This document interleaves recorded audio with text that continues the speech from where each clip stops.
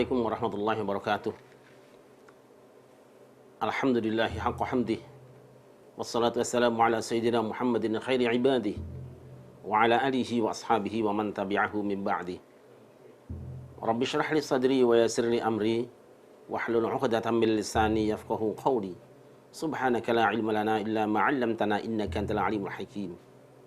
A'udzu billahi minasy syaithanir rajim. Bismillahirrahmanirrahim.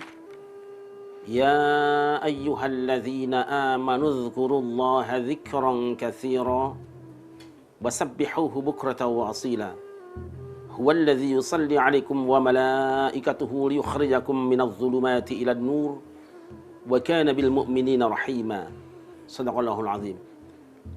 Hamba-hamba Allah yang dimuliakan, Allah Subhanahu wa taala berpesan pada orang-orang yang beriman, hai orang-orang yang beriman, berzikirlah kamu kepada Allah dengan zikir sebanyak-banyaknya dan bertasbihlah, memahasucikan Dia pagi dan petang.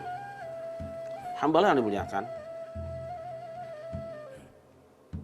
ini adalah sebuah paket yang Allah kirimkan pada kita semuanya. Ada dua pekerjaan yang Allah perintahkan pada kita semua, dan pekerjaan itu tidak menguntungkan Allah, tidak juga menyengsarakan hambanya, tetapi dia adalah jalan untuk kebahagiaan orang-orang yang melakukannya. Apa perintah Allah? Satu, banyaklah zikir kepada Allah, dan yang kedua, bacalah tasbih pagi dan petang. Para ulama mengatakan bahwa afdhalu dzikri la ilaha illallah. Sebaik-baik zikir adalah la ilaha illallah. Dan tasbih adalah kalimat yang sering kita baca, subhanallah wa bihamdihi subhanallahil azim. Apa janji Allah? Huwallazi yusalli 'alaikum wa malaikatuhu liyukhrijakum minadh dhulumati ilan nur.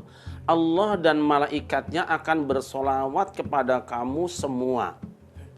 Bayangkan di dalam surat ini juga, surat Al-Ahzab juga, Allah mengatakan, Innallaha wa malaikatahu yusalluna 'alan nabi. Sesungguhnya Allah dan malaikatnya bersolawat kepada Nabi Muhammad SAW. Di surat ini Allah mengatakan bahwa Allah dan malaikatnya akan bersolawat kepada orang-orang yang berzikir dan membaca tasbih pagi dan petang. Ini saja sudah menunjukkan betapa mulianya orang yang banyak zikir kepada Allah. Alangkah agungnya orang yang membaca tasbih pagi dan petang. Saya tidak akan menyoalkan apa makna sholawat di sini, dan saya tidak akan memperpanjang diskusi tentang apa pengertian sholawat di ayat ini. Toh yang jelas lafadznya yusallun, yusalli, yusallun. Allah bersolawat. Tapi yang jelas direndengkan dengan kalimat di ayat ini adalah liyukhrijakum minadh-dhulumati ilan nur. Ketika Allah bersolawat bersama malaikatnya itu dalam rangka mengeluarkan kamu orang-orang yang berzikir dan bertasbih pagi dan petang itu minadh-dhulumati, dari aneka kegelapan, gelap kesulitan, gelap kesusahan, gelap kemiskinan, gelap kebodohan, ilan nur, kepada cahaya terang. Dengan kata lain, Allah berjanji pada orang yang beriman, yang berzikir dan baca tasbih, kayak apapun gelapnya hidup kamu, pasti habis gelap terbit terang. Janji Allah ini bukan omong kosong dan pernah dipraktekkan oleh nabi-nabi sebelumnya. Sudah ada contohnya. Siapa contohnya? Kita ambil dua saja pada saat ini. Pertama, Nabi Yunus. Kita tahu Nabi Yunus adalah seorang nabi yang hebat, yang terkenal, yang tenar, tetapi dia kecewa dengan umatnya karena 33 tahun berdakwah, konon hanya 2 orang yang beriman. Dia marah, dhahaba mughadiban. Dia pergi dalam keadaan kecewa meninggalkan kaumnya, padahal dai tidak boleh kabur meninggalkan jamaahnya, tidak boleh. Fadhanna alla naqdir alaihi fanada fi dhulumat.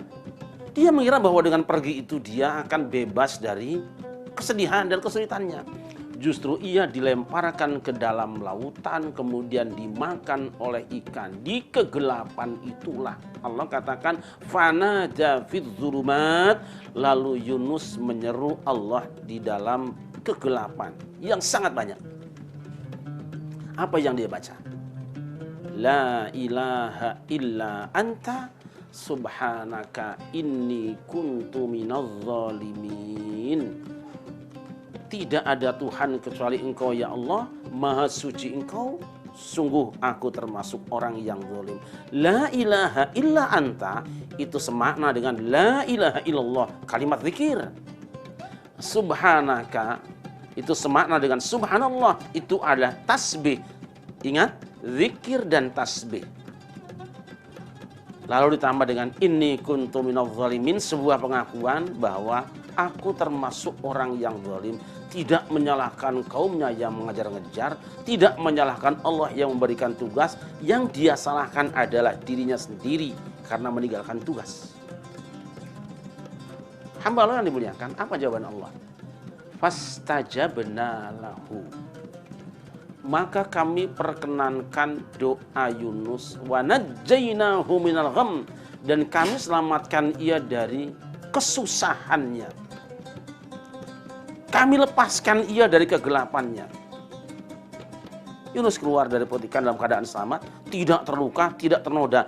Padahal menurut para ulama, Yunus berada di dalam perut ikan itu lebih kurang 3 hari 3 malam.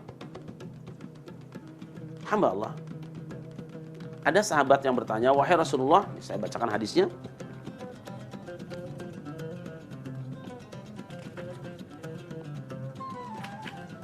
Ada sahabat yang bertanya, ya Rasulullah, kanat Yunus khassah hamdin min ka'ammah. Wahai Rasulullah, apakah doa tadi ampuh itu untuk Yunus saja atau juga dia ampuh untuk semua orang yang beriman? Faqala Rasulullah SAW, ala tasma'u qala Allah azza wa jal, apa kamu tidak dengar firman Allah?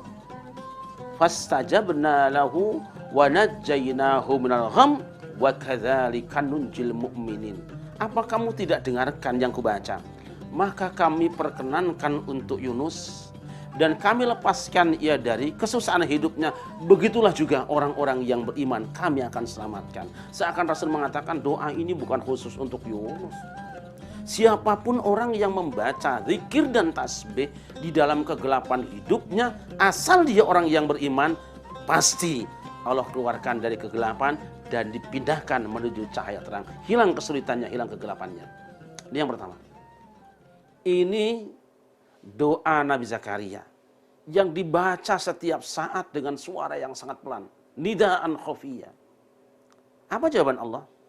Ya Zakaria, inna nubashshiruka bi ghulamin ismuhu Yahya lam naj'al lahu min qablu samiyya. Wahai Zakaria, kami berikan kabar gembira kepada kamu.